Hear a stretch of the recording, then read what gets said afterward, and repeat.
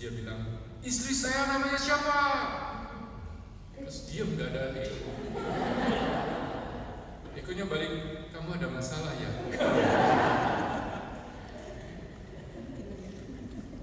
Ekonya sudah gak ada, jauh lebih baik. Saya akan bacakan ayat dulu dari James atau Yakobus 3 ayat 13 sampai 15. Sebenarnya sampai 18, baliknya ada yang 18. Saya akan pelan-pelan baca, saudara bisa ikuti di sini atau di Alkitab. Yakobus pasal 3 ayat 13. Siapakah di antara kamu yang bijak dan berbudi atau berpengertian? Baiklah ia dengan cara hidup yang baik menyatakan perbuatannya oleh hikmat yang lahir dari kelemah lembutan. Jika kamu menaruh perasaan iri hati dan kamu mementingkan diri sendiri, janganlah kamu memegahkan diri dan janganlah berdusta melawan kebenaran. Itu bukan hikmat yang datang dari atas, tetapi dari dunia, dari nafsu manusia, dan dari setan-setan. 16. Sebab di mana ada iri hati dan mementingkan diri sendiri, di situ ada kekecauan dan segala macam perbuatan jahat.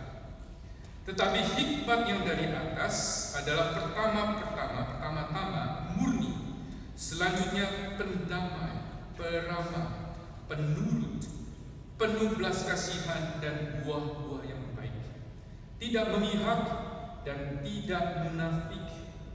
Dan buah yang terdiri dari kebenaran ditaburkan dalam damai untuk mereka yang mengadakan damai.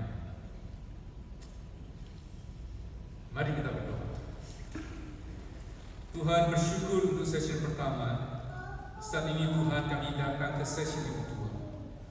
Berbicaralah kepada kami melalui hamba-Mu Tuhan, supaya kami mendengar suara terus, mengerti, menerima, percaya, dan kami jalankan. Tolong Tuhan supaya kami dibukakan hati dan mata kami dan telinga dan pengertian kami akan firman Tuhan. Berdoa juga untuk youth yang di bawah dan juga untuk children. Berkati pendeta yang melayani dan juga guru-guru sekolah minggu yang melayaninya. Dalam nama Yesus kami berdoa. Amin. Orang yang belajar untuk berpengertian atau knowledge atau understanding, itu mereka belajar untuk karir mereka, untuk pekerjaan mereka, untuk advancement mereka. Tapi orang yang belajar hikmat itu untuk kehidupan mereka, untuk hati mereka bisa melihat. Itu yang biasanya orang Amerika mengatakan atau orang Kanada mengatakan, oh I see. Jadi bukan I see, tapi I see. Jiwa saya, hati saya mengerti. Itu wisdom. Knowledge adalah supaya kamu belajar melakukan, way of doing.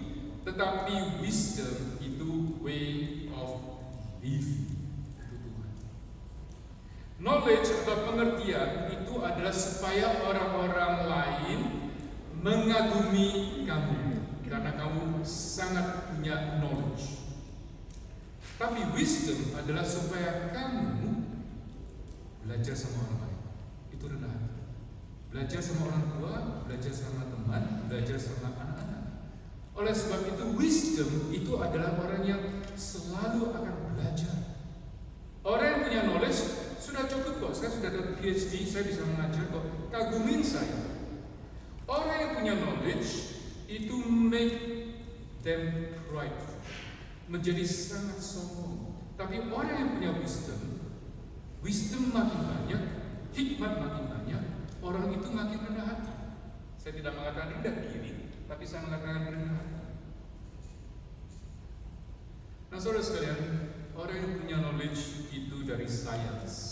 Makanya mereka mengatakan you have to based on science. Semuanya based on science. Tapi hikmat yang tadi kita baca itu all is from God. Nanti kita akan lihatnya dari atas wisdom itu apa saja. Itu luar biasa. Ambil satu saja, dipraktekkan dalam kehidupan, itu efeknya luar biasa. Nah, pertanyaan di sini, Yakobus bertanya, siapakah di antara kamu yang bijak dan berbudi atau berpengertian? Who is wise? Kalau kamu bertanya seperti who is wise, siapa yang berbudi atau berpikiran, itu sebenarnya tidak perlu jawaban. Namanya rhetoric questions. Sebelum ayat-ayat ini saya akan bacakan. Ini ayat 11. Rhetoric questions. Adakah sumber memancarkan air tawar dan air pahit dari mata air yang sama? Tidak usah dijawab, karena jawabannya sudah jelas. Saudara-saudaraku, apakah pohon ara dapat menghasilkan buah zaitun dan apakah pokok anggur dapat menghasilkan buah ara? Tidak usah dijawab. Ini hanya pertanyaan retorik. Demikian juga mata air asin tidak dapat mengeluarkan air tawar. Lalu ayat 13 tadi yang kita baca. Siapakah di antara kamu yang bijak dan berbudi? Who is wise? Rhetoric questions, tidak usah dijawab. Ini adalah supaya menekankan akan pendapat. Emangnya aku Tuhan? Misalnya, itu kan banyak yang ngomong kan, kamu kok ngerti semuanya, emangnya aku Tuhan? Nah, itu emangnya aku Tuhan, itu rhetoric questions. Ada ibu yang mengatakan kepada anaknya begini, nak, ini giliran kamu cuci piring. Lalu anaknya mengatakan, why me? Nah, itu rhetoric questions. Memang sudah kamu kok masih tanya lagi? Why not you? It's your turn. Kenapa enggak kamu? Sudah bagiannya kamu. Bagaimana saya bisa tahu? How should I know? Why bother? Mamanya ngomong. You did not think I would say yes to that, did you? Nah, ini semuanya rhetoric questions. Nah, di sini adalah pertanyaan dari Yakobus kepada kita semua. Who is wise and understanding among you? Di antara kamu, siapa yang berpengertian dan berbudi? Ini adalah untuk orang Kristen. Ini adalah untuk orang-orang yang sudah di gereja melayani lama. Ini adalah untuk guru-guru. Kalau kita lihat di Yakobus ayat pertama, kita bisa tahu ini adalah orang-orang yang sudah di gereja, dilayani oleh Yakobus, gereja Yerusalem. Gereja Yerusalem adalah gereja yang pertama di seluruh dunia. Kalau kita tanya, induk gereja kamu mana? Ada yang mengatakan bahwa induk gereja kita adalah GKI Resut. Induk gereja saya adalah GKJMB. Induk gereja saya adalah di mana? Itu biasanya kita merefer pengalaman kita selama kita masih hidup. Induk gereja orang Kristen dan Katolik itu di mana? Yerusalem. Siapa pendetanya? Yakobus. Waktu itu Yakobus mengatakannya as a teacher, as a orang-orang yang melayani, sebagai orang-orang yang sudah lama mengikuti Tuhan. Kamu tahu nggak cara kamu punya hidup secara hikmat itu bagaimana? Cara hidup untuk supaya bisa menunjukkan bahwa kamu itu berpengertian itu bagaimana? Ngerti tidak kamu sesudah itu Tuhan begitu lama, kamu sebagai orang-orang yang dedikasi kepada Tuhan dan pengikut Tuhan itu bisa hidup sampai hidup kamu itu orang lain tidak mengatakan apa-apa, tidak bercela, karena kamu hidup dengan hikmat, dengan wise, bukan hanya dengan ilmu pengetahuan. Jangan jawab sendiri. Kalau kamu punya hikmat, punya hidup yang baik dalam perbuatan. Hiduplah yang baik dalam perbuatan. Moralitas, kemurnian, mendorong orang, pelayanan. Dalam tantangan dan kesulitan tadi ada pertanyaan, kita menunjukkan kita punya hikmat untuk mengatasi kesulitan ini. Dengan cara bagaimana? Tidak banyak komentar ya. Karena ini tidak ada jawaban. Tapi kami bisa menunjukkan cara hidup orang yang punya hikmat dengan dekat pada Tuhan, dengan berdoa, dengan melihat firman Tuhan, dengan membaca firman Tuhan, mengerti, menyelami, lalu menjalankan. Itu kekuatan. Sampai kadang-kadang orang merasakan, kamu baru mengalami begitu banyak kesulitan dan tantangannya begitu besar, kenapa kamu masih bisa mengatakan puji Tuhan? Tadi saya saksikan tentang satu orang yang namanya Oki, meninggal dunia. Lalu istrinya saya teks kadang-kadang, bagaimana kamu Esther akhir-akhir ini? Terus menangis, masih terus menangis. Nah, minggu yang lalu itu ada ibu-ibu yang mengajar dia untuk persekutuan di rumah, makanannya enak supaya menghibur dia. Nah, ada orang Islam yang diundang datang ke sana. Orang Islam itu sudah diinjili lama, tidak mau ada urusan dengan Yesus, Nabi Isa, pokoknya tidak mau ada urusan. Nah, kebetulan dia juga datang. Pas dia datang, tahu kan Esther ini baru kehilangan suami 1 bulan yang lalu. Entah apa yang terjadi, apa yang dilakukan oleh mereka, saya tidak ada di sana karena semuanya hanya ibu-ibu. Tapi orang Islam ini tanya begini, besok sore dia gereja itu mulainya jam berapa? Nah, kalau sudah bertanya itu, berarti dalam hati dia, boleh nggak ya kalau saya ke gereja? Seperti itu. Kok kepingin tahu jam berapa? Jadi temannya yang ex-Islam itu, sip, boleh aja. Lalu Seninnya kita ada pesanan doa, saya tanya apakah orang Islam itu pergi ke gereja? Dia bilang sementara belum. Tapi paling sedikit dari kehidupan orang bisa ada perbuatan yang membuat orang itu tertarik sama yang kita. Ini kan baru meninggal suaminya. Kalau orang-orang Islam sudah meninggal suaminya mengatakan itu takdir, itu bad luck, sudahlah itu takdir, diterima saja. Tapi ini orang Kristen menerima sebagai kehendak Tuhan dan bersukacita dan bersyukur dan punya pengharapan dan tahu bahwa Tuhan kekuatannya ada di dalam dia. Menarik, atraktif, karena ada hikmat dari Tuhan. Lalu yang kedua di sini dikatakan hikmat yang dari kelemah lembutan, hikmat yang lahir dari kelemah lembutan. Saudara jangan pikir orang lembut itu orang lemah. Orang lembut itu orang kaya. Saudara tahu ini Kanada punya Raptor baru menjadi NBA juara 2 tahun yang lalu rasanya, kalau nggak salah ya, Toronto Raptor. Nah, saudara lihat itu basketball. Kalau basketball ada itu di balik daripada tempat basketball itu ada besi yang luar biasa kerasnya, tapi dibungkus oleh sponge supaya kalau pemainnya shoot atau ketendang dia tabrak tempat itu nggak luka karena ada sponge. Lemah lembut itu saya bayangkan seperti itu. Kamu tusuk empuk ini orangnya, lembut ini ditusuk lagi ke dalam, wah nggak bisa gerak ini. Di dalamnya ada iman yang kokoh, di dalamnya ada kesucian, di dalamnya ada Tuhan ini. Push lembut, di push lagi nggak bisa. Kenapa? Di dalamnya ada hikmatnya Tuhan. Nah, kalau misalnya orang Kristen seperti begitu, dia itu strong di pikiran dia, strong di hati dia, strong di self-controlnya. Hikmat dari Tuhan itu seperti begitu. Mau jadi orang baik, banyak. Mau jadi orang yang taat pada Tuhan dan lemah lembut, dan di dalamnya ada kekudusan Tuhan, itu kesaksian. Itu luar biasa.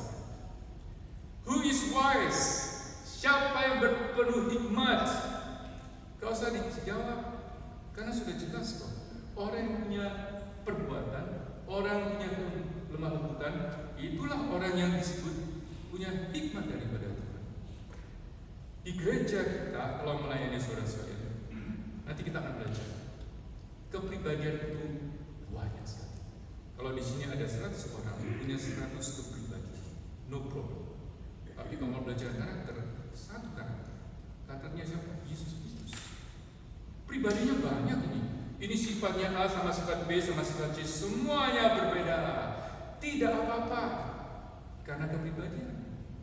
Tapi karakter sama dalam firman Tuhan adalah Kristus Yesus. Dari perbuatan, dari kelemah lembutan, itu Yesus Kristus. Itu yang pertama. Kalau kita mau belajar aplikasi tentang godly wisdom, itu yang pertama. Nada-nadanya rendah hati, kekuatan dalam pemikiran, dan juga penguasaan diri. Nah, hikmat yang salah itu bagaimana? Ada di gereja banyak hikmat yang salah. Karena ini Yakobus tulisnya kepada orang-orang gereja, bukan kepada orang-orang di luar. Kalau di luar itu banyak sekali hikmat-hikmat yang kacau balau. Tapi tulisan ini kepada orang-orang gereja, ternyata di dalam gereja ada hikmat dari dunia, dari nafsu manusia, dan dari setan-setan. Loh, ini dalam gereja, ini jemaat Tuhan. Ada kalau hikmat yang salah dipengaruhi oleh orang-orang yang salah masuk ke dalam gereja, itu mempengaruhi kehidupan bergereja. Nah, kalau kita bertanya, hikmat yang salah yang dari dunia dan nafsu manusia dan setan-setan itu ada di situ. Saudara bisa lihat ya. Oke. Itu apa aja? Mari kita lihat. Hikmat yang duniawi dan jahat itu mendorong iri hati. Ini firman Tuhan. Ayat 14. Jika kamu menaruh perasaan iri hati dalam kamu, di gereja ada iri hati nggak, saudara-saudara?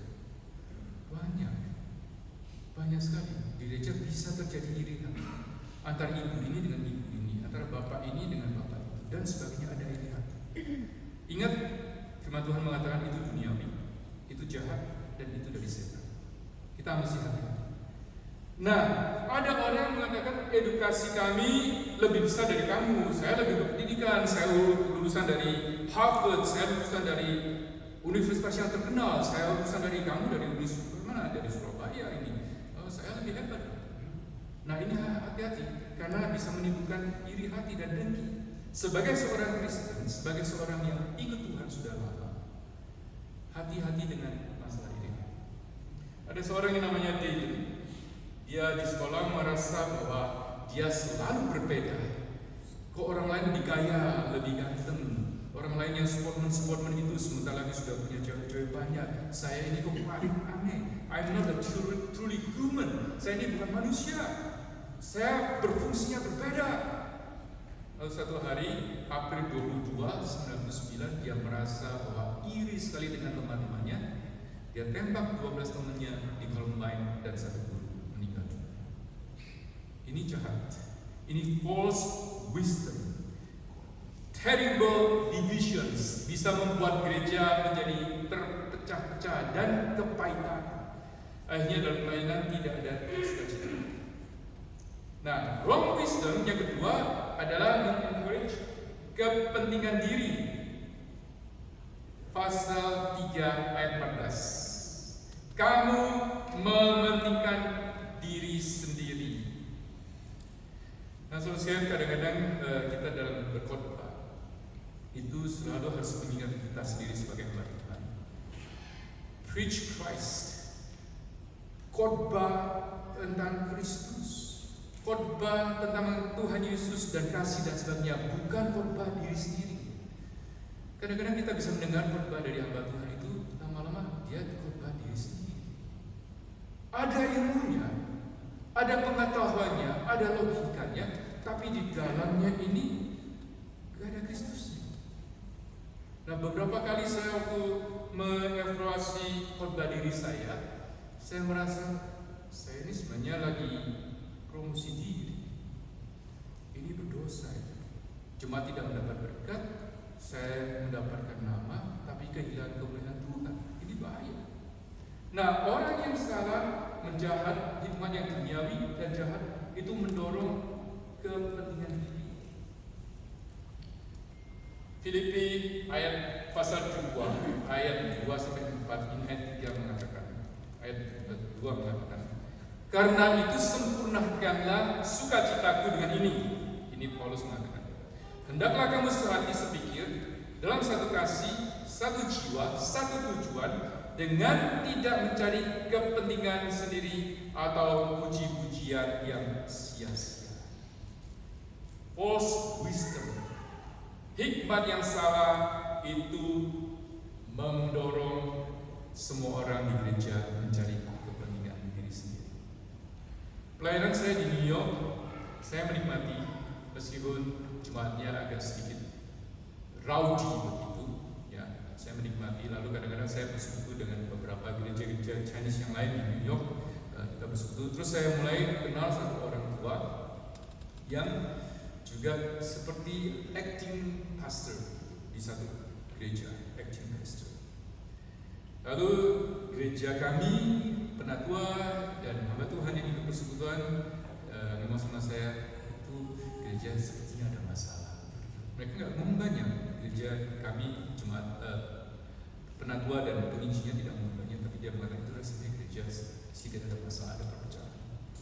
Nah, hari Rabu satu hari, saya kebetulan selesai kebaktian itu di gereja New York itu hari Rabu, hari Selasa, hari Senin itu ada kebaktian karena orang-orang restoran kan nggak bisa hari kita ke hari Minggu, mereka liburnya Senin kita ada kebaktian untuk mereka, liburnya Selasa kita adakan kebaktian untuk mereka, Rabu libur adakan kebaktian dan banyak. Yang hari Rabu itu banyak sekali yang datang di Manhattan. Selesai kebaktian saya keluar ke Manhattan di Allen Street, saya salamin jemaat-jemaatnya, ni hao, siapa baca lah, apa ngomong begitu. Lalu orang tua itu yang ikut persekutuan datang di samping saya sudah kenal ini orangnya. Waktu itu persekutuan hamba Tuhan beberapa kali ketemu dia. Dia bawa satu buku. Wah, saya pikir apa ini, training material atau apa? Dia kasih saya, tolong. Saya pikir, wah, ini adalah mereka grup satu lagi su grup lain di gereja yang sama. Su litigation adalah surat-surat masuk pengadilan di New York, suing satu grup lain. Saya baca begini, saya sopan sekali. Saya ngomong sama orang tua itu, saya bilang, gereja kamu tidak ada kesaksian. Dia kaget lihat saya. Lalu saya bilang, ini saya tidak akan bagikan. Saya bawa, saya masuk ke kantor saya kaget, tapi saya tidak akan bagikan ke jemaat. Rasa-rasanya dia datang ke gereja yang di New York hanya supaya cari backing dari gereja. Nah, gereja di New York saya pelayanan itu gereja besar sekali. 3.500 orang berjemaat di sana. Lalu ada banyak cabang di Philadelphia dan sebagainya. Kalau saudara ke Amerika, masuk ke buffet. Nah, itu Alex suka bukan buffet ya. Ke buffet, itu kebanyakan orang cuma begitu. Pernah saya masuk ke buffet, yang melayani lihat saya lama, dia bilang, semestinya Pastor Elia, loh, kok tahu saya dari New York, jadi kerjanya di sini, pergi ke New York, mondar-mandir begitu. Saya pikir dia mencari gereja besar untuk backing dia punya posisi swing anggota gereja lain, grup lain. Saya ngomong sama dia, tidak ada kesaksian, kepentingan diri sendiri. Itu bukan hikmat dari Tuhan.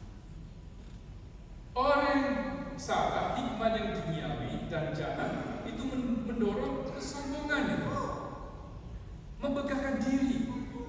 Kesombongan itu boasting diri sendiri lebih baik daripada orang lain. Yakobus dan Yohanes ini yang tulis, ini James ini ya, adiknya Yesus. Tapi kalau di cerita yang lain ada satu Yohanes dengan Yakobus mengatakan, Yesus, kalau kamu nanti jadi raja, boleh nggak kami yang jadi perdana menteri di kiri kanan kamu? Ibunya yang minta. Lalu Yesus mengatakan, you do not know what you ask. Kamu tidak mengerti apa yang kamu minta. Karena yang kamu minta, kalau menurut Alkitab ini adalah dunia jahat, berasal dari iblis. Nah, saudara, kalau misalnya belajar begini, kita ingin belajar juga apa itu godly atau true wisdom. Kita mau aplikasikan di dalam pelayanan kita, dalam kehidupan kita, dalam perbuatan kita, dan di dalam gereja kita. Apa itu godly wisdom? Ayat 17. Tetapi hikmat yang dari atas adalah pertama-tama murni. Jadi saudara, kalau kita mengatakan wisdom dari atas, yang pertama itu adalah pure, murni. Ini sumber hikmat dari Tuhan. Saudara, dalam pelayanan, di dalam gereja dan sebagainya, apakah hati kita itu murni? Tidak ada motivasi lain. Kenapa kamu melayani? Apakah dikasih uang banyak? Kenapa kamu melayani? Apakah ada orang yang baik sama kamu dulunya lalu kamu balas budi? Kenapa kamu melayani? Apakah kamu dapat posisi yang bagus ya dihormati? No. Kenapa kamu melayani? Saya melayani karena saya cinta pada Tuhan dan cinta itu murni. Mengapa kalau kamu melayani? Saya melayani karena saya dipanggil dan panggilan itu murni. Itu dari atas. Itu yang pertama. Kalau saudara melihat sumber pelayanan kita dan sebagainya, harus murni. Melayani tidak boleh ada motivasi lain, harus murni.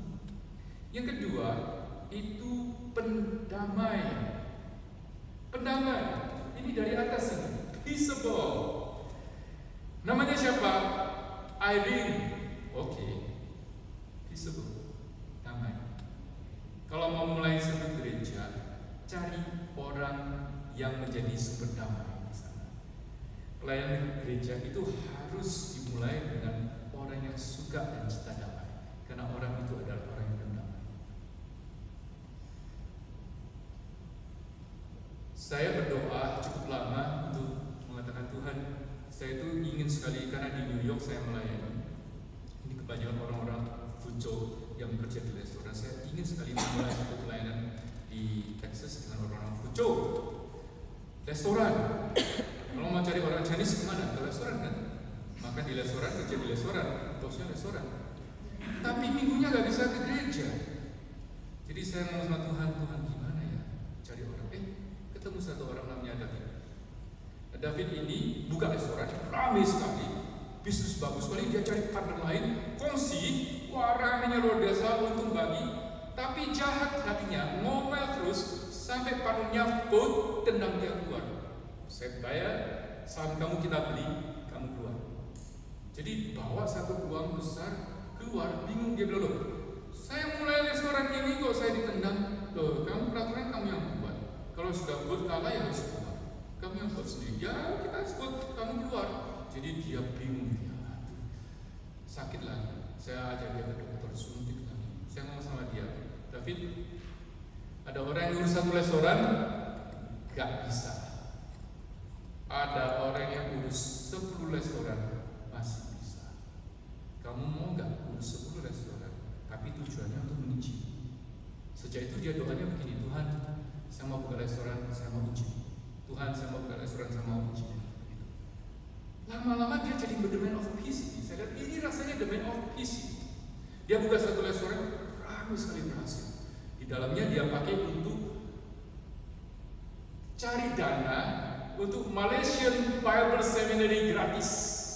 Wah, jadi setahun sekali itu dari Malaysian Bible Seminary, profesornya, presidennya datang, kumpulkan orang-orang Chinese yang di Dallas Fort Worth untuk cari dana di satu restoran. Dia buka restoran lagi yang lain. Sekarang dia bikin Bible study.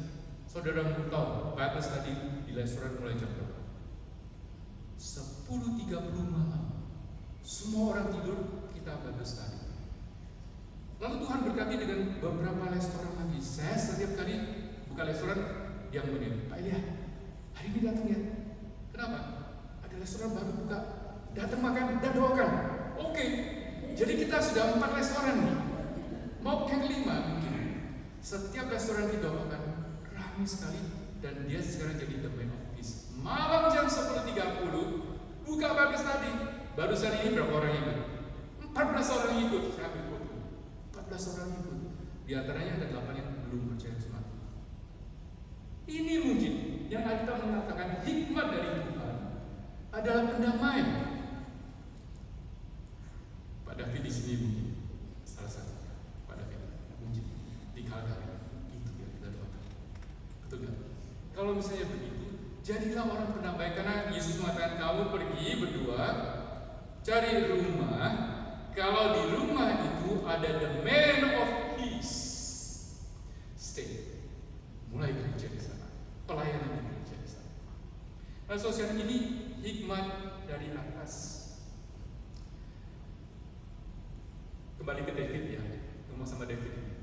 Istrinya ngomong gini 6 tahun yang lalu, Pastor, David ini orang yang kasar sekali, ngomel terus. 2 tahun yang lalu saya tanya dia, Jo, gimana suami kamu? Terus dia mengatakan ada perubahan. Dari yang the man not peace menjadi the man of peace. Terus apa lagi? Orang yang hikmah dari atas, peramah atau gentle, namanya gentle man. Man, are you gentle? Saya harap kita men gentle terhadap ladies, but also gentle terhadap sesama men. Karena hikmah dari atas membuat kita menjadi peramah atau gentleness. Gentleness itu ada hubungan dengan kesabaran. Gentleness itu ada hubungan dengan relasi dengan manusia. Gentleness itu ada hubungan dengan roh pembaharuan kita di dalam Kristus. Lalu yang lain, hikmat Allah adalah, Indonesianya mengatakan penurut, tapi kalau aslinya kita lihat adalah open to reason, bisa berdialog, bisa menerima nasihat, bisa logika, tidak ngawur, ada reasonnya. Ini hikmah dari atas, karena Tuhan kita adalah Tuhan yang very reasonable. Tuhan kita itu adalah Tuhan yang logika sekali. Kalau tidak logika sekali, gak bisa kebenaran itu ada di sana. Karena logik itu, kebenaran itu sangat butuh dengan logik. Ada orang yang mengatakan kebenaran itu apa? Saya mengatakan kebenaran itu selamanya. Kok bisa kebenaran selamanya? Bisa berubah kan? Setiap dulunya homoseksual salah, sekarang homoseksual benar. Dulunya transgender nggak cocok, sekarang transgender bisa. Itu kan ini kebenaran. Saya mengatakan 2 tambah 2 berapa? Jawabannya 4. Kapan mulai dan kapan selesai? Gak ada. Kenapa? Itu logik. Karena itu reason. Itu kebenaran. Kalau kebenaran itu tidak akan berubah selamanya. Yesus mengatakan, akulah jalan dan kebenaran. Oleh sebab itu tidak akan berubah. Open to reason. True wisdom, hikmat yang dari atas adalah penuh dengan belas kasihan. Ada compassions. Wah, di gereja kalau ada orang yang banyak belas kasihan itu menolong sekali. Di luar lihat ada orang yang nunggu taksi. Kenapa ini nih? Lagi nunggu Uber. Loh, kenapa mobilnya rusak? Hari ini rusak. Oke, kalau bisa batalkan enggak? Ini banyak jemaat gereja yang berbelas kasihan mau antar kamu pulang. Ini sudah jam 10 malam, antar aja pulang. Mau enggak? Enggak apa-apa, ada pastor Uber sebentar sudah datang. Oke. Tapi gereja kita ini banyak loh orang-orang yang siap untuk antar kamu pulang. Jadi jangan lain kali kalau ada apa-apa kasih tahu aja. Kenapa? Gereja kita, anggota jemaat kita penuh dengan belas kasihan. Karena berbelas kasihan itu adalah gerakan di dalam hati, murni melayani, murni memberi, reasonable, lalu berbelas kasihan itu membuat orang jemaat siapa saja atau orang Kristen yang baru yang pertama kali datang mengatakan, ini gerejanya, ini orang-orangnya kok baik-baik semuanya. Ini gerejanya kok orang-orangnya itu ramah semuanya. Ini kok orang gerejanya murni semuanya. Ya kamu bisa mengatakan ya ini hikmahnya Tuhan kan? Karena Yesus di dalam kita. Lalu apa lagi? Kita lihat good fruit, berpenuh kasihan, hikmat Allah yang dari atas oke. Mungkin ini memulai adalah buah yang baik, good fruit. Apa aja? Love, joy, patience, long suffering, gentleness, peace, goodness. Ini buah roh kan? Saudara lihat. Kalau sudah ada buah roh, saudara pikirkan ini pakai semua. Ambil satu aja, saudara. Saya kalau lihat ini ya, good fruits ya. Ini banyak fruits di sini kan. Ambil satu aja. Praktekkan dalam kehidupan. Ada apa? Ada cinta, ada sukacita, ada damai, ada kesabaran, ada gentleness. Ambil aja satu. Misalnya, saya mau ambil di sini. Misalnya, kesetiaan. Oke? Itu sifatnya Tuhan yang kita pakai di dalam kehidupan rohani kita, kepada istri, kepada anak, kepada keluarga, kepada gereja, kepada pekerjaan dan pelayanan. Ada orang yang di dalam pekerjaan di gereja pelayanan saya sampai 40 tahun itu jadi pendeta, sampai 40 tahun. Saya mengatakan kepada pendeta yang saya layani dulu di Amerika, saya bilang, Pak, Dr. Ellen, how can you stay in this church for 40 years?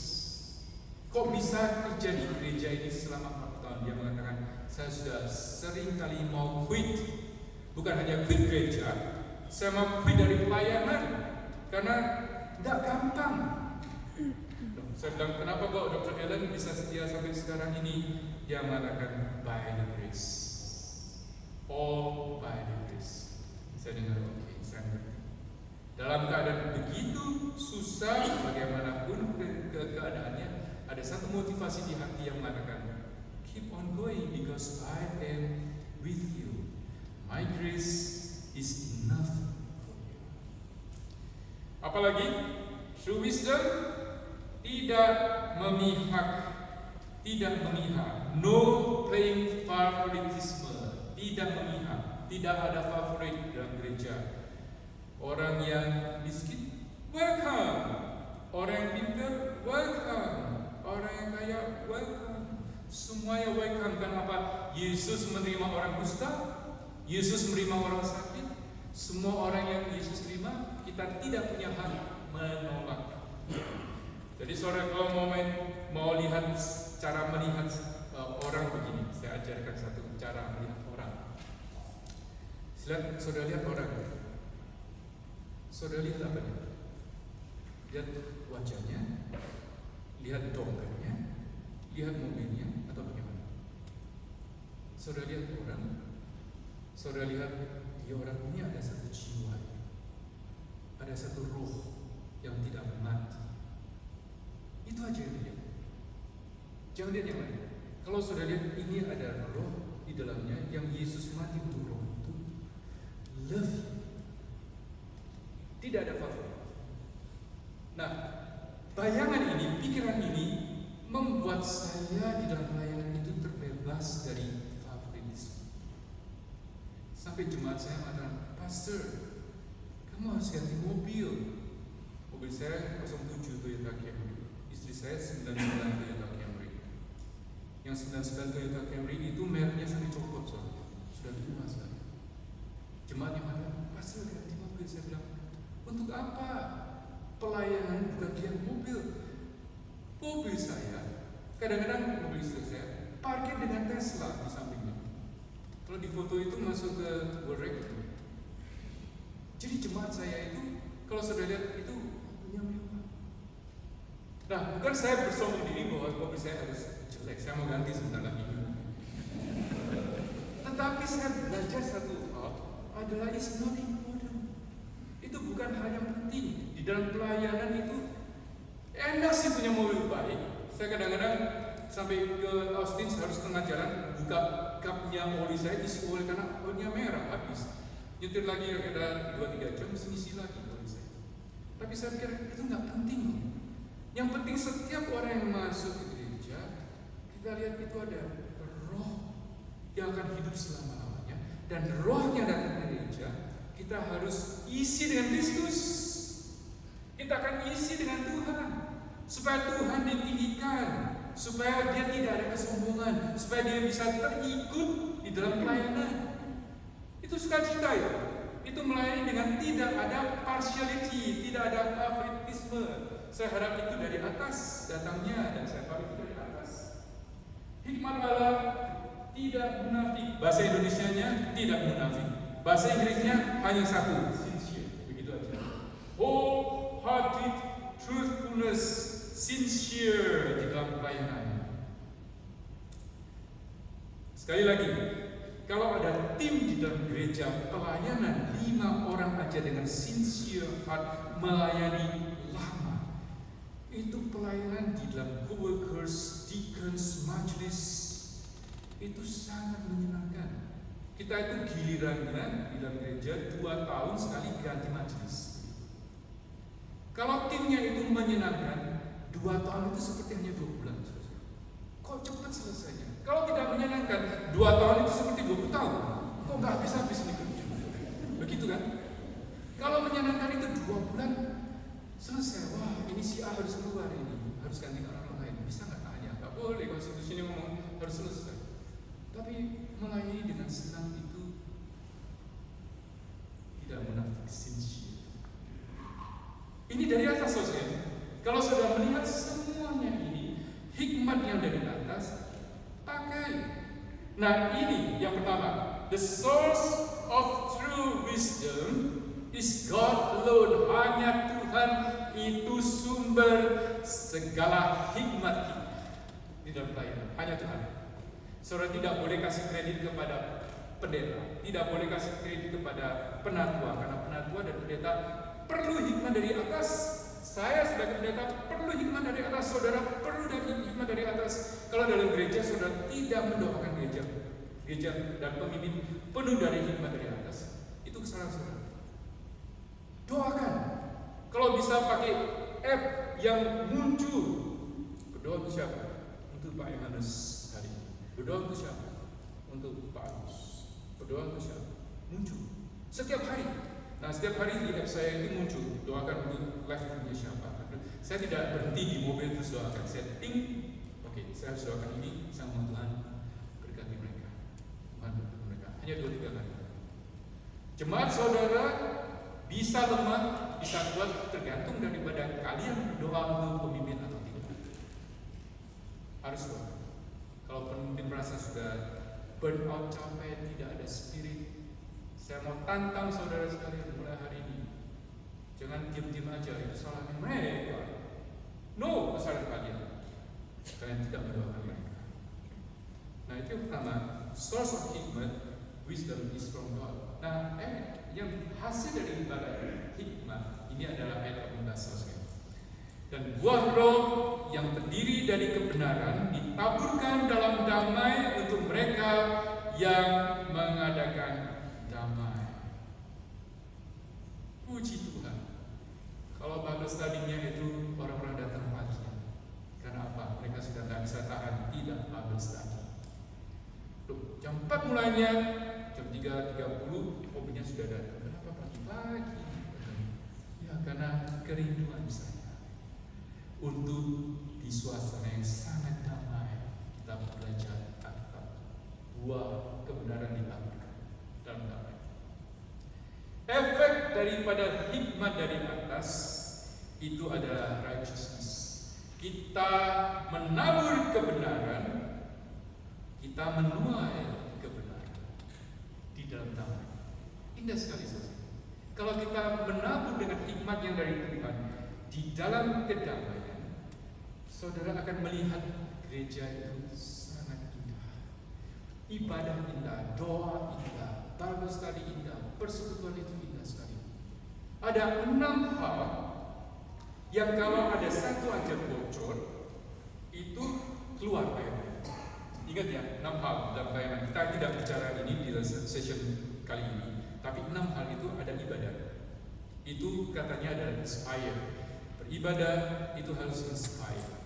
Yang kedua, pendidikan, nurture. Itu harus ada pengajaran. Ya, pengajaran itu harus ada hubungan dengan kehidupan.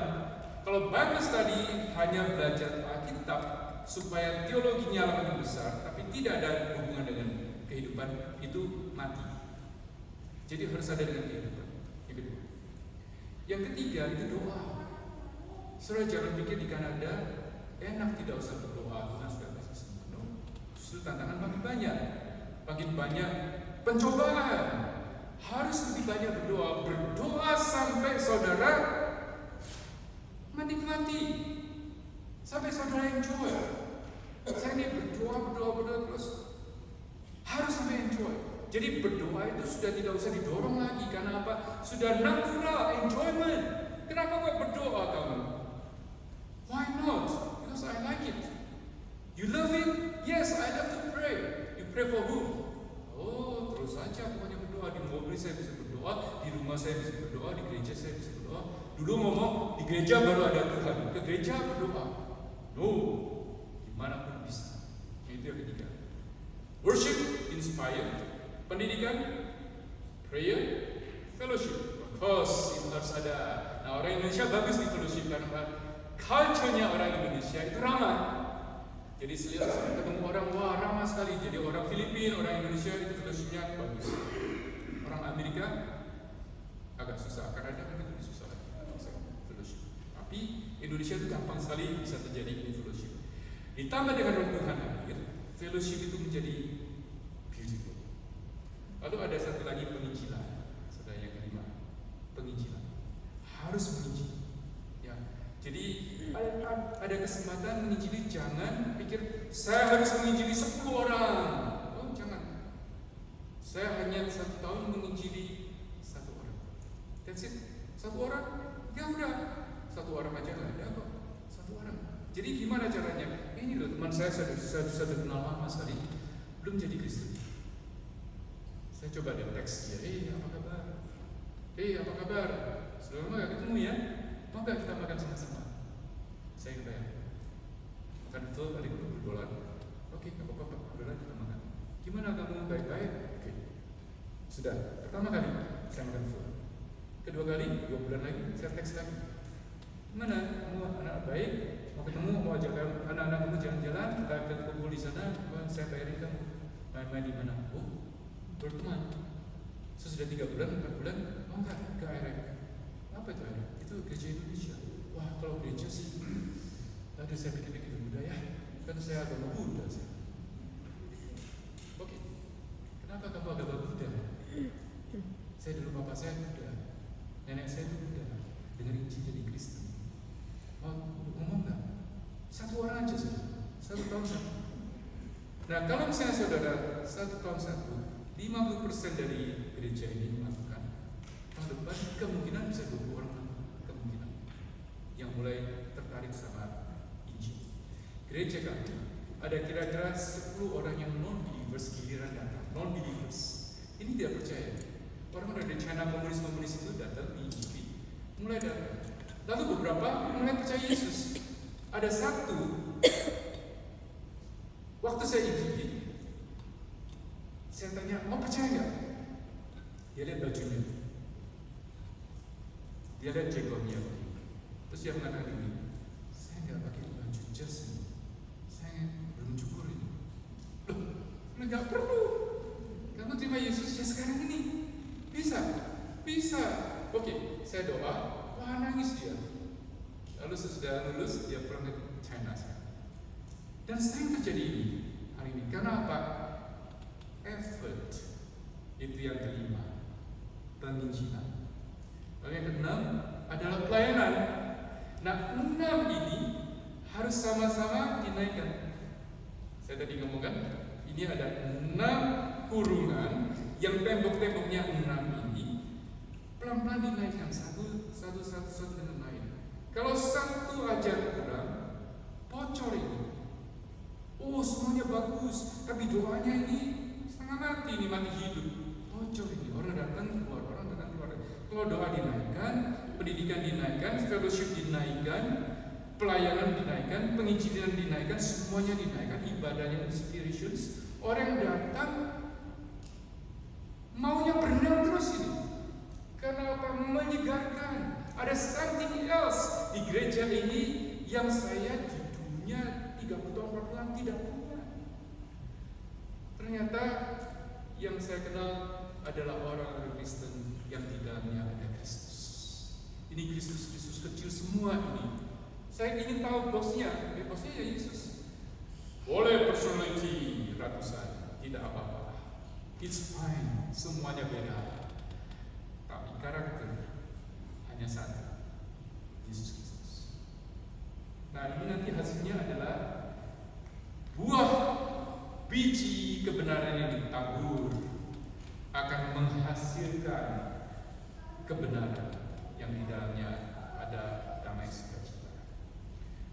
Waktu saya di Surabaya ada seorang majelis. Saya masih itu high school, college. Saya di Universitas Petra, Pak. Jadi saya di sana. Ada seorang majelis mengatakan begini sama saya. Hei, kamu jangan bawa urusan gereja pulang pusing. Wah, saya percaya urusan gereja jangan dibawa pulang ke rumah pusing. Sesudah 30 tahun, saya tiba-tiba ngomong, keliru itu statementnya. Kalau gerejanya memang banyak masalah, ya jangan bawa pulang. Tapi kalau gereja bagus, kenapa tidak bawa pulang? Lalu saya tiba-tiba di satu waktu saya bilang, itu statement yang salah total. Mestinya begini, kamu mesti bawa semua urusan gereja pulang. Urusan gereja yang mana? Yang tadi kita sebutkan itu, yang murni, yang penuh kebenaran, yang penuh hikmat, yang dari atas, yang kesabaran, yang kemudian bawa pulang semua. Nah, kalau misalnya statement itu betul yang teman saya mengatakan, majelis itu mengatakan kepada saya, urusan gereja jangan dibawa pulang, ada dua hal.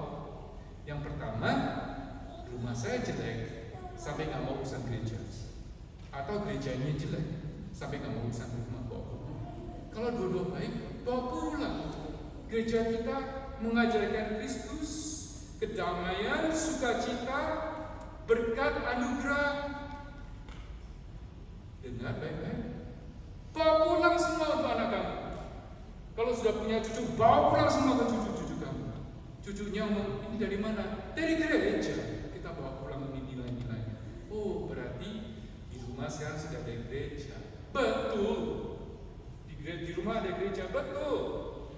Nah, kalau ada tantangan di luar, anak-anak mengatakan, well, we have better one at home. Di rumah ada yang lebih bagus. Tentang ini pengajaran-pengajaran yang left, ini mengatakan harus begini, harus begitu. Mereka sampai rumah mengatakan, Pak, kalau menurut Bapak gimana? Ini masalah homoseksual, masalah transgender, masalah-masalah ini. Mereka punya right kan? Sampai di rumah mengatakan, Bapak di rumah dari Alkitab, hikmat Alkitab, pengajaran Alkitab sudah jelas. Tadi anaknya Cincin tanya saya, hikmat itu gimana? Saya mengatakan begini. Tadi itu di rumah itu banyak termometer kan? Termometer. Jadi kalau semua orang punya termometer, saya termometernya saya ukur adalah Trump. Termometer saya politik Donald Trump. Termometer kamu apa? Istri saya makan, saya Joe Biden. Termometer saya, wah ini termometer saya sama dia bentrok ini. Jadi di rumah bisa ribut ini, bisa cerai. Tapi enggak ya, kita nggak mau masalah seperti itu. Tapi hikmat Tuhan itu bukan termometer. Hikmat Tuhan itu termostat. Saudara, pack di sana, taruh di sana, Alkitab sudah di sana, itu termostat. Mau gimana goyang-goyang, termostat mengatakan, ruangan ini adalah 75 derajat. Kalau di Texas 72 derajat Fahrenheit. Atau di sini 18 misalnya, atau 19. Itu sudah pack di sana. Jadi hikmahnya Tuhan, ingat saudara sekalian, yang dari atas jadikan thermostat, bukan termometer. Kalau termometer bisa ganti, bisa naik turun. Thermostat ini hikmat dari atas. Yakobus mengatakan jelas. Nah, semoga di masa depan pelayanan kita ini menjadi satu pelajaran yang indah. Mari kita berdoa. Tuhan, kami bersyukur untuk pengajaran daripada Yakobus. Tuhan, kami bersyukur untuk apa yang sudah Dia tulis dan kami bisa pelajari dan kami praktekkan. Tuhan, kami lemah sekali, tidak ada kekuatan. Tapi dengan pertolongan Tuhan kami akan menjadi termostat yang jelas untuk dilihat dunia bahwa kami pengikut Kristus bukan hanya sebagai anggota gereja, tapi kami adalah garam dan terang dunia seperti Tuhan Yesus.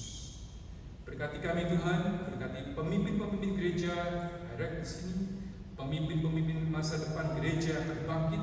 Kami mohon Tuhan, Kau sertai pelayanan kami. Di dalam nama Yesus Kristus kami berdoa dan bersyukur. Amin. Silakan.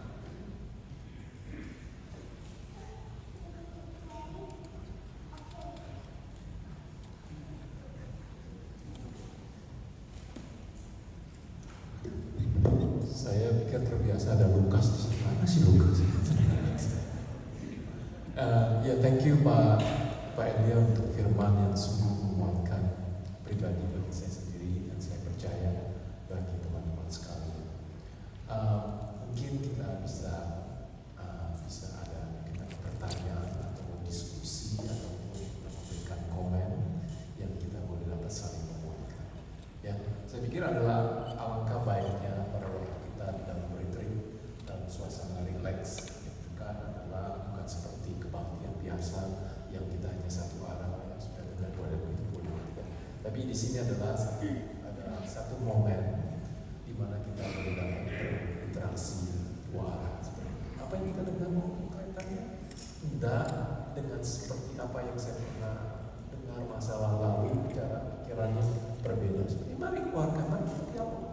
Ini adalah kesempatan kita boleh dapat saling menguatkan, saling bertukar pikiran seperti itu. Saya percaya Pak Elia, Pak Agus juga terbuka untuk kita boleh saling belajar dan juga saling menguatkan satu sama lain. Ada pertanyaan, silakan.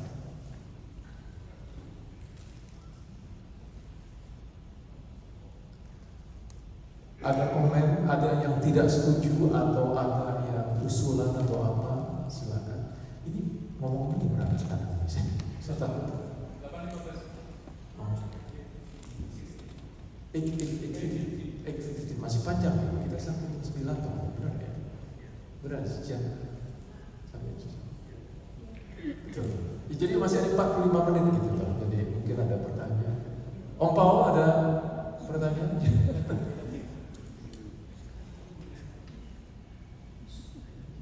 Any question?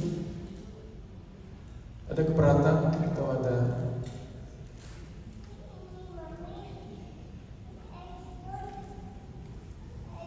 Silakan, atau enggak sambil kita nyanyi dulu, ada satu lagu apa yang kita nyanyi sambil satu lagu, mungkin mereka jadi relax sambil berpikir. Saya tidak ada tahu. Itu ada lagu apa ini? Ada lagunya Pak Elia ada itu atau One Step Higher? Wah, saya nggak tahu. Saya mah impromptu yang ada di pikiran saya. Nggak tahu, mesti di slide-nya ada. Atau lagu yang tadi atau apa ya?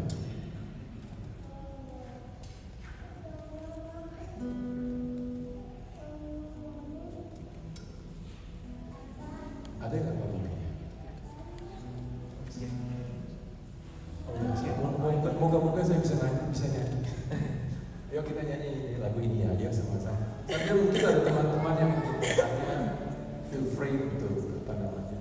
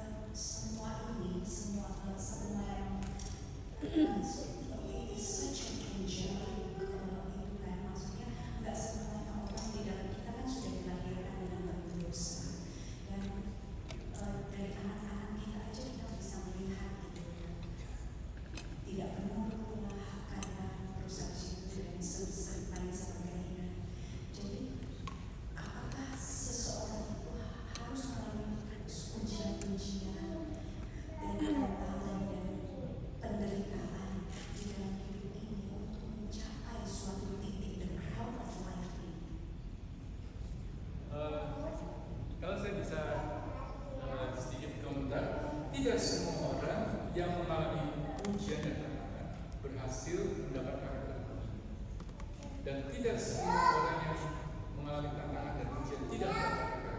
Jadi sebenarnya tantangan dan ujian yang kita hadapi tidak menjamin bahwa kita punya karakter seperti itu. Tapi orang yang obedience dan nurut kepada Tuhan, mereka akan rendah hati untuk belajar dan mempraktekkan menjadi habits dan lifestyle. Itu bisa.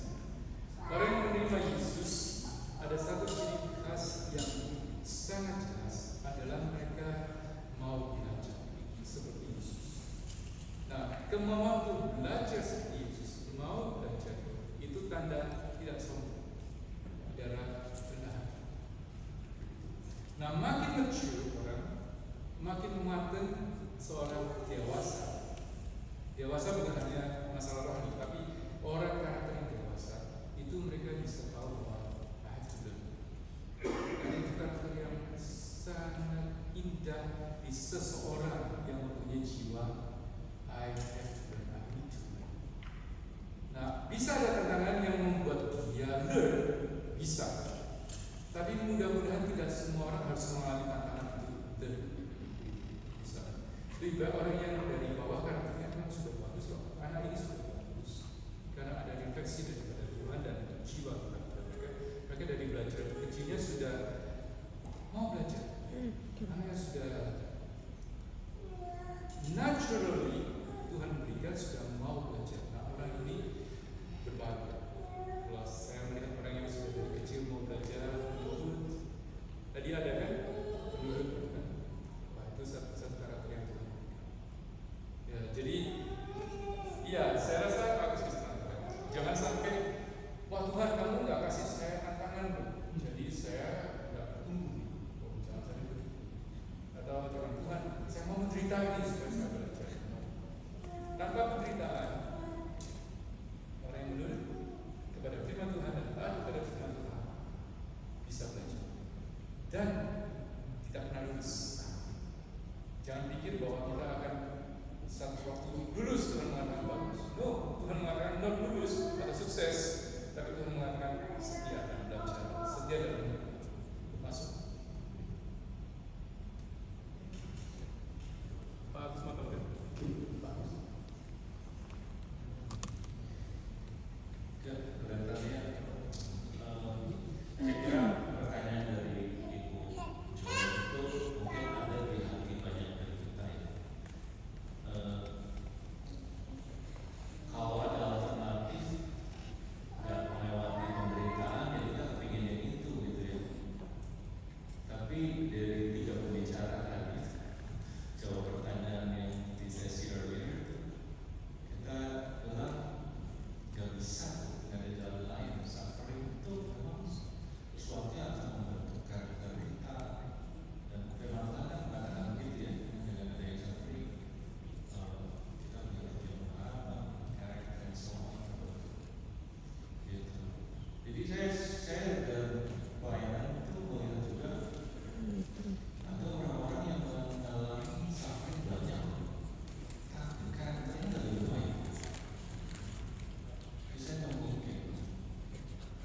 Jadi kan saya bertanya, jadi benar nggak Tuhan suffering itu akan membuat orang berkarakter seperti Yesus? Emang nggak tentu. Lalu apa? Apa yang membuat orang setelah melewati dapur perapian itu, ya trials itu, dia keluar sebagai seorang yang lebih Christ-like dan serupa Kristus? Saya kira saya ingin kembali pada perenungan saya tadi pagi. Yaitu kalau kita ingat yang akan Tuhan itu yang menjadi fondasi Kristen, itu harus diterima dengan sikap tertentu. Akan Tuhan itu harus diterima dengan humility. Humility itu berkaitan dengan brokenness. Nah, orang yang mengalami suffering bisa menjadi bangkrut, menjadi broken, yang menjadi susah, itu kan hancur betul. Tapi begitu dia balik belum tentu jadi orang yang baik, menjadi orang yang lebih keras. Saya kira ada satu kuncinya adalah ketika seseorang itu bertemu dengan firman Tuhan, ya encounter dengan firman Tuhan, dan firman Tuhan itu membuat dia broken. That's the key. Ketika orang datang kepada Tuhan, dia membaca firman dan Roh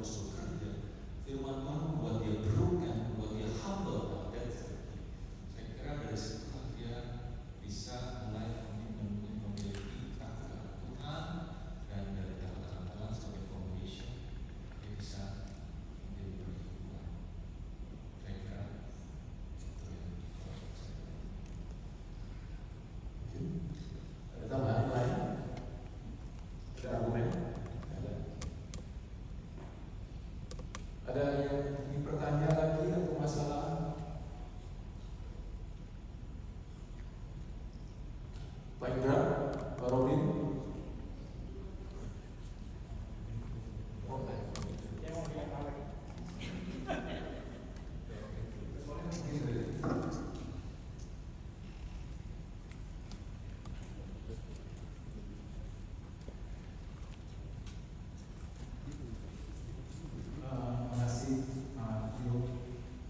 Yang mungkin mau saya tanyakan tadi dari 6 disebutkan dari terkawan mendapatkan hasil hikmat.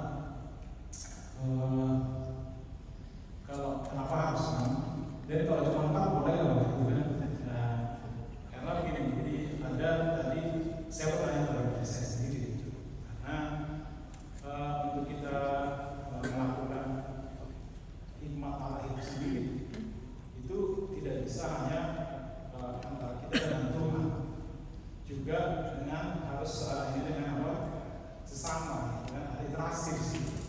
Nah, itu yang saya bilang kadang-kadang kita di dalam satu kehidupan atau keseharian ada hal-hal umpamanya yang membuat kita di dalam melakukan sesuatu firman Tuhan atau sesuatu itu ada semacam menjadi kayak kerikil sambungan, bukan batu lah, istilah saya masih tidak sambungan. Jika kita harus keluar, gitu. Jadi harus dengan interaksi dengan saudara kita atau orang lain. Nah, itu yang saya bilang, apakah memungkinkan gitu kita bisa mendapat dan melakukan hikmat Tuhan itu untuk mendapat buah iman dengan tidak melakukan yang 6 tadi yang kayak sebutkan tadi. Makasih.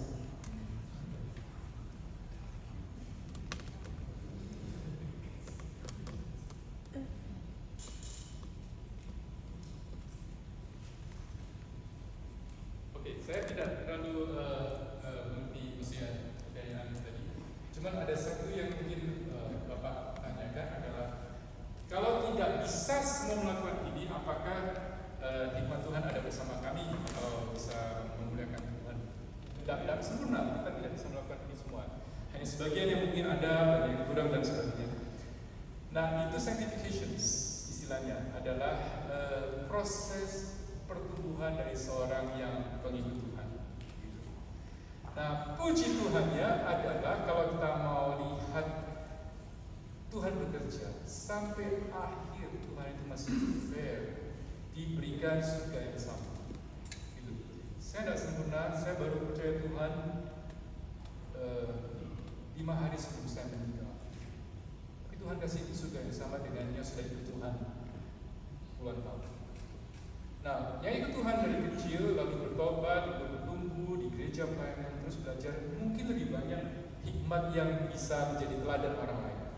Tapi orang yang baru percaya, sudah merangkul orang masuk percaya, keluar percaya, bertobat, lalu meninggal, Tuhan berikan fairness. Nah, itu hebatnya Tuhan. Di dalam cerita yang Tuhan Yesus contoh itu ada orang yang bekerjanya pagi, lalu ada orang yang bekerjanya jam 5 sore, dapatnya sama kan?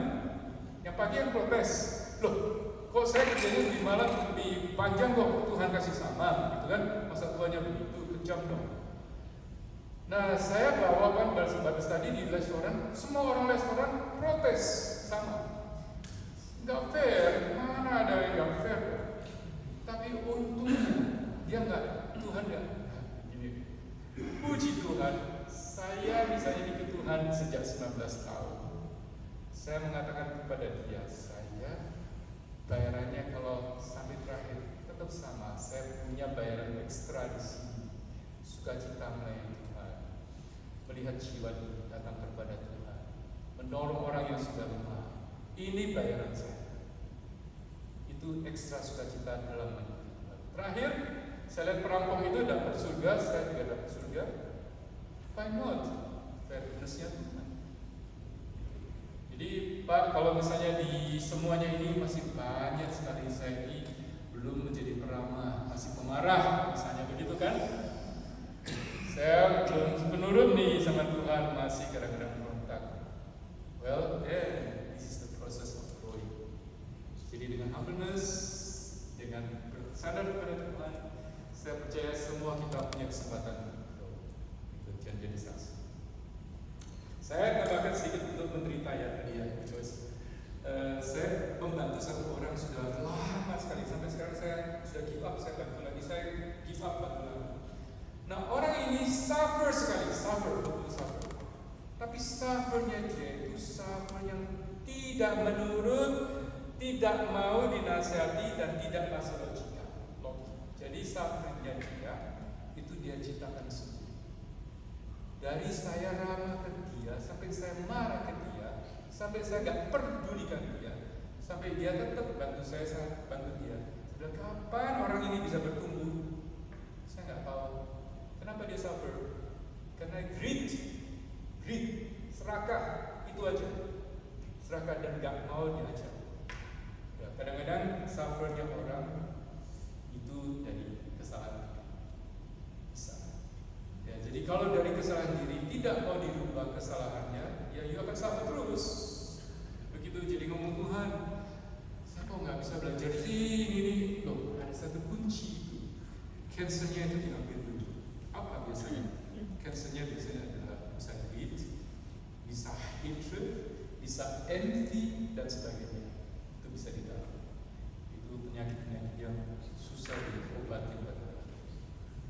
Anyway, itulah Pak. Thank you Pak. Ini masih 20 menit, jadi kita bisa sambil dialog atau pertanyaan lain, silakan.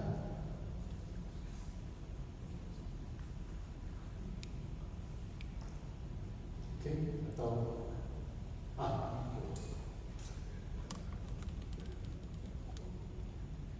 pertanyaan saya mengenai iman Allah yang dikasih contoh-contohnya ini kan sangat bagus semua. Nah, pertanyaan saya tuh bagaimana hubungannya dengan bisa develop karakter ini dengan karakter bawaan kita sejak lahir? Kayak saya bawaannya nggak apa, ya kan? Dari Sumatera. Jadi kalau mau tutup. Jadi bayangin kalau lagi marah lebih lagi kan. Kalau di atas marah lagi itu malah diem. Tapi kan ya kalau orang ngerti kalau orang nggak ngerti kan jadi nggak ngerti. Nah jadi saya mau nanya soal itu, soal ini hubungannya dengan karakter bawaan apa itu. Sama yang kedua, ini lebih kepada Tuhannya atau selama sih Pak? yang karakter? Ya, saya kayak contohnya menurut ini menurut ke manusia atau ke Tuhan partikelnya. Kalau saya Kristen itu untuk menerima ajaran daripada Tuhan. Itu yang saya. Kalau menurut kepada manusia, nanti manusianya salah, nanti ditunjuk. Tidak sempurna. Nah, yang saya lihat itu dari atas Tuhan memberi kepada kita menurut itu menurut kepada Dia ajaran.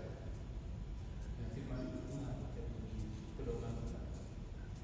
Nah, terus kalau tadi dari Gunung, dari Medan, dari utara Sumatera, Bukan Pak Sumatera, bukan Medan.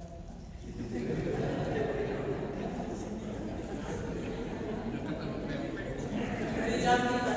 Jambi juga ada.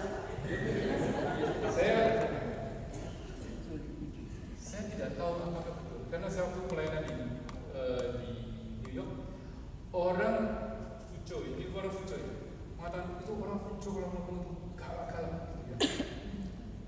Lalu saya ketemu sama orang Konghu, ngomongnya sama, Konghu itu orang galak-galak. Saya kan bingung ini Fuco yang galak atau Konghu. Jadi saya banyak mendengar ini orang Madura galak-galak semua.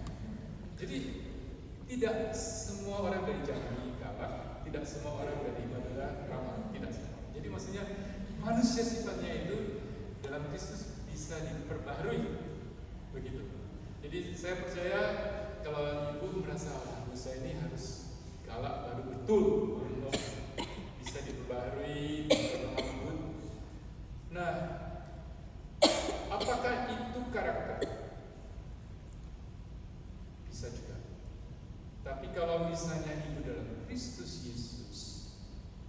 dan jiwanya masih cepat-cepat ingin push, mungkin jadi personality, bisa jadi personality. Nah, kalau personality, apakah bisa Pak? Saya nggak bayar Pak. Orang yang galak itu berdosa tidak? Ada orang yang galak tapi tidak berdosa. Tuhan Yesus kadang-kadang galak sekali terhadap orang-orang berdosa. Dimaki-maki. Paulus galak sekali. Tapi dalam kebenaran Tuhan tidak berdosa. Tapi jangan kita seperti mereka ya. Kita masih sangat lemah sekali.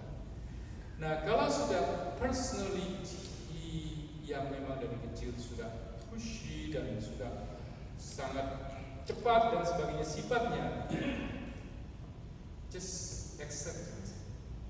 Saya terima, begitu sifat saya. Ada orang yang bertanya, Pak, ini cewek saya senang sekali. Lalu bapaknya itu, pendeta itu mengatakan, kamu tahu orang ini galak sekali. Orang laki itu mengatakan, justru itu yang saya senang. Ya mau gimana? Dia maunya cewek yang agak galak. Dia senang. Kalau cewek yang ramah sekali, katanya ini nggak bisa dicari, nggak ada hubungan. Jadi bapak tuanya ini bingung. Sudah kasih dia cewek agak galak. Pak, tapi itu yang saya senang. Ya udah, terusin aja. Anyway, that's the second music. Ada lagi? Ya Pak. Mungkin saya waktu baca Bible mungkin kurang nyimak. Kalau kita dengar wisdom and knowledge kita Kaitannya sama Solomon. Nah, saya nggak tahu masa kecil Solomon gimana itu lebih banyak komentar dan kesalahan seperti apa saya tidak tahu.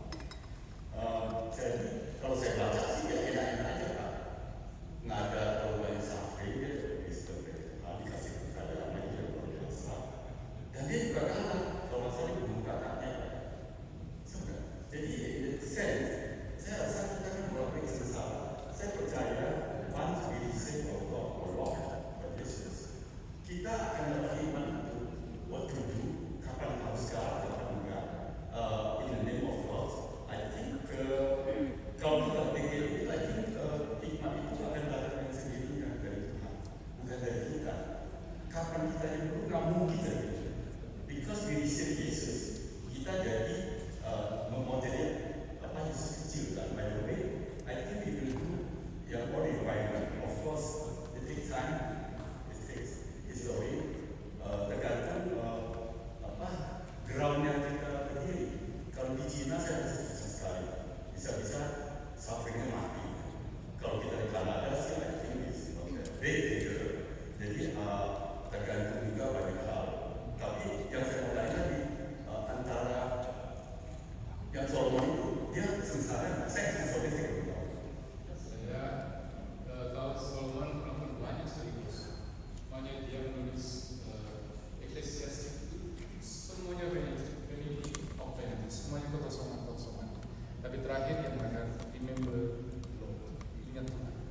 Nah, kesimpulan dia di semua pengalaman dia ingat Tuhan. Dia sangat berproses.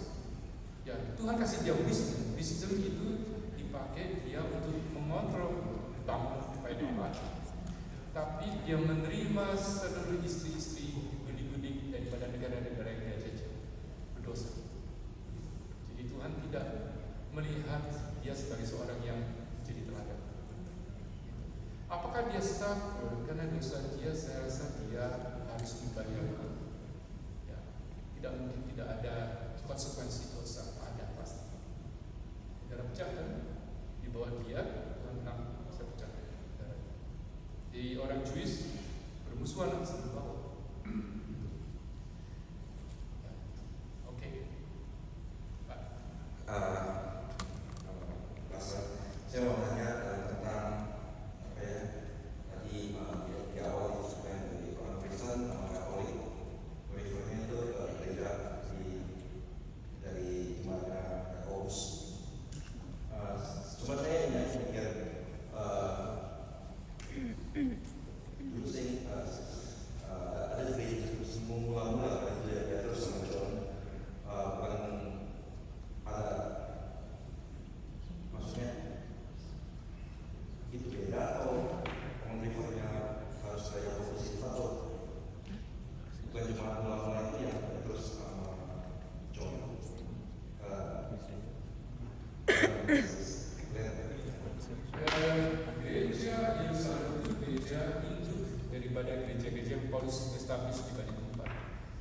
di Korintus, lalu ada Tesalonika dan sebagainya, Asia, Masedonia, Tesalonika. Nah, mereka ingatnya kalau mau beri sumbangan selalu titip Paulus bawa ke Yerusalem. Begitu. Jadi Yerusalem itu menjadi gereja induk di Perjanjian Baru di Acts itu. Nah, apakah ada doktrin berbeda waktu itu? Ada antara Paulus yang melayani orang-orang Gentiles dengan Petrus yang masih ada sangat tradisinya orang Yahudi. Itu terjadi konflik cara melayani orang-orang yang non Jewish bagaimana. Gitu. Makanya Paulus menulis jelas jangan sampai munafik. Begitu. Dan saya memang dipanggil untuk melayani orang-orang yang Gentiles. Nah, kalau refer ke gereja mula-mula, biasanya kita selalu mengatakan beberapa gereja yang di Alkitab itu ditulis Korintus, Efesus dan sebagainya. Tapi mereka refernya Yerusalem sebagai sumber cikal bakalnya gereja yang pertama. Apakah Pak Agus mau tambahkan sedikit? Apakah itu pertanyaan? Tahu? Ada lagi atau? Ya, oke.